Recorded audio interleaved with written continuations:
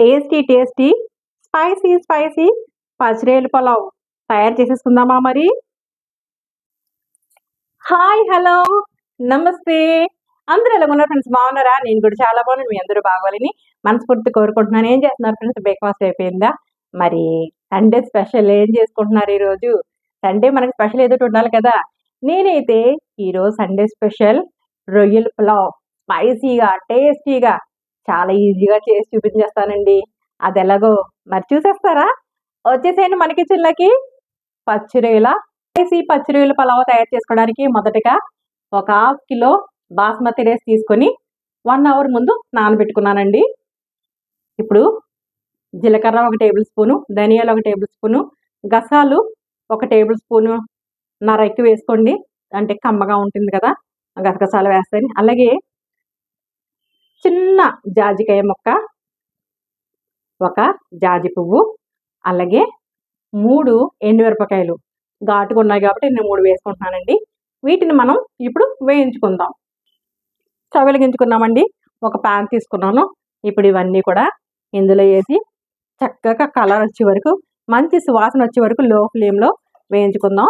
జాజికాయ చిన్న ముక్క వేయాలండి, ఎందుకంటే కనుక మరి ఎక్కువ చేదు ఘాటు వచ్చేస్తుంది కాబట్టి. ఇవి వేయించుకుందాం మనం. ఇప్పుడు వేగిపోయినాయండి. ఇవి చల్లారినాక మనం మిక్సీ పట్టేసుకుందామండి. పక్కన పెట్టేసుకుందాం. స్టవ్ వెలిగించుకున్నానండి. ఒక కడాయి పెట్టుకున్నాను. 2 టేబుల్ స్పూన్స్ ఆయిల్ వేసుకుందాం. అలాగే 3 టేబుల్ స్పూన్స్ నెయ్యి వేసుకుందాం. మన స్పైసీ రొయ్యల పులావ్కి ఇంకా 3 టేబుల్ స్పూన్స్ నెయ్యి వేసుకుని, ఇప్పుడు మనకి ఆయిల్ నెయ్యి వేసుకున్నాం కదా, హీట్ ఎక్కింది. చూడండి, షాజీరా 1 టేబుల్ స్పూను, 2 బిర్యానీ ఆకులు, అలాగే 1 జాపత్రి, 2 జాజి పువ్వులు, 2 మరాఠీ మొగ్గలు, అలాగే 2 చెక్కలు చిన్న 2, 5 యాలకులు, 5 లవంగాయలు తీసుకొని మనం ఇప్పుడు స్పైసీ అన్నాం కాబట్టి మీరు కావాలంటే స్పైసీ తగ్గించుకోండి. ఇందులో వేసేసుకుందాం. మనం వేసేసుకొని కలుపుకుందామండి, వేగనిద్దాం. మీకు ఒకవేళ స్పైస్ ఎక్కువ వద్దనుకుంటే కనుక ఇందులో 2, 3 వేసుకోండి. నేను చూపించినవన్నీ స్పైసెస్ అన్నీ బాగా వేగినాయండి, మసాలా దినుసులు. ఇప్పుడు ఒక పెద్ద సైజు ఉల్లిపాయ తీసుకొని పొడవుగా చీరుకొని ఒక 5 పచ్చిమిరపకాయలు వేసుకొని మనం వేయించుకుందామండి. మంచి కలర్ వచ్చే వరకు వేయించుకుందాం. ఉల్లిపాయలు మంచి కలర్ వచ్చినాయండి. ఇప్పుడు మనం 1.5 టేబుల్ స్పూన్ అల్లం వెల్లుల్లి పేస్ట్ వేసుకుందాం.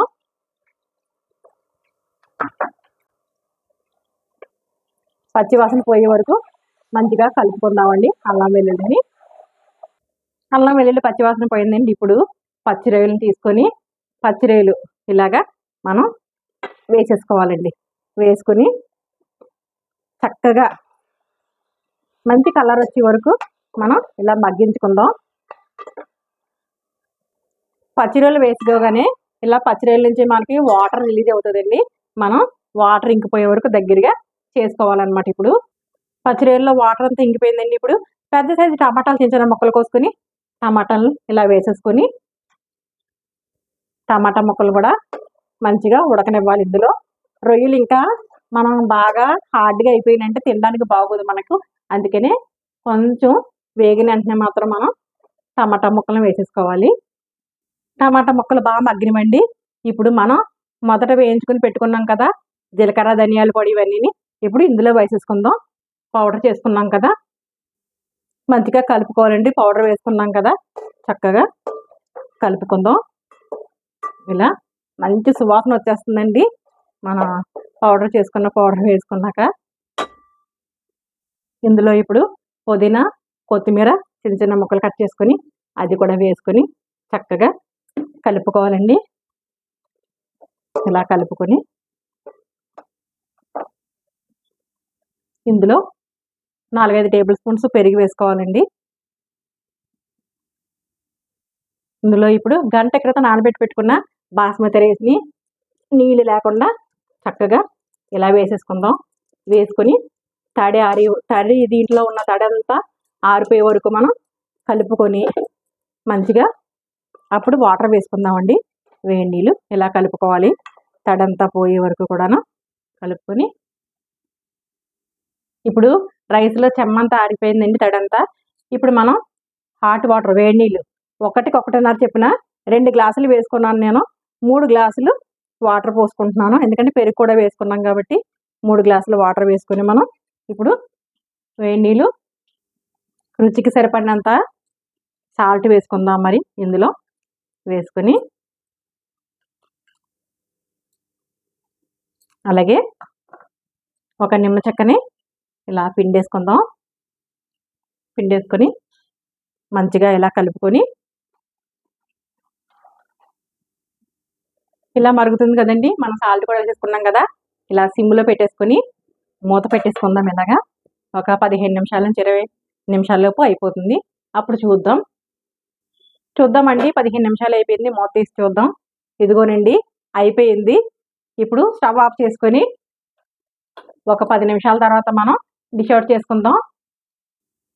చూడండి మన స్పైసీ పచ్చిరేలు పులావ్ రెడీ అయిపోయింది.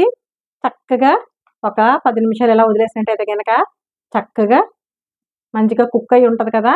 అప్పుడు చక్కగా పొడి పొడిలాడుతూ వస్తుంది. ఇప్పుడు డిష్ అవుట్ చేసుకుందాం. మరి చూడండి ఫ్రెండ్స్, మన స్పైసీ పచ్చిరేలు పులావ్ రెడీ అయిపోయింది. మరి డిష్ అవుట్ చేసేసాను. ఇప్పుడు టేస్ట్ చేసి చూపించాలి కదా. దగ్గరగా చూపిస్తున్నాను మరి మీకు. స్పైసీగా హాట్గా మరి తినేద్దామా? ఉత్తిని అలా తినేయచ్చండి. లేదంటే రైతాతో పెరుగు పచ్చడితో కూడా కాంబినేషన్ చాలా బాగుంటుంది. సూపర్గా ఫ్రెండ్స్. స్పైసీ టేస్టీ పచ్చిరొయ్యల పులావ్ రెడీ అయిపోయింది. మీరు కూడా ఇలాగే తయారు చేసుకోండి. మీకు ఎలా కుదిరింది కామెంట్ సెక్షన్లో పెట్టండి. మరి ఎంతకన్నా ముందు ఫస్ట్ టైం కనుక నా ఛానల్ చూసినట్లయితే లైక్ చేయండి, షేర్ చేయండి, సబ్స్క్రైబ్ చేసుకోండి ఫ్రెండ్స్. పక్కన ఉన్న బెల్ బటన్ టచ్ చేయండి. ఆల్ వస్తుంది. ఆల్ కూడా టచ్ చేసినట్టు నేను పెట్టిన ప్రతి వీడియో నోటిఫికేషన్ రూపంలో వస్తుంది. మరి లైక్ చేయండి ఫ్రెండ్స్. మీరు లైక్ చేస్తే నా వీడియో ఇంకో కొంతమందికి రీచ్ అవుతుంది అనమాట. మరి టేస్టింగ్ టైం అండి. టేస్ట్ చేసి చూపిస్తాను. చాలా గుమ్మగుమ్మలాడి టేస్ట్ చేసి చూపిస్తాను. నాకు తెలుసు చాలా బాగుంటుంది. స్పైసీగా ఉంటుంది అనమాట. తినేస్తాను మరి. ఇదిగోండి. అద్భుతం అండి. చాలా బాగుంది. అమ్మో ఏం చెప్పనండి మీకు. అంత సూపర్గా ఉంది.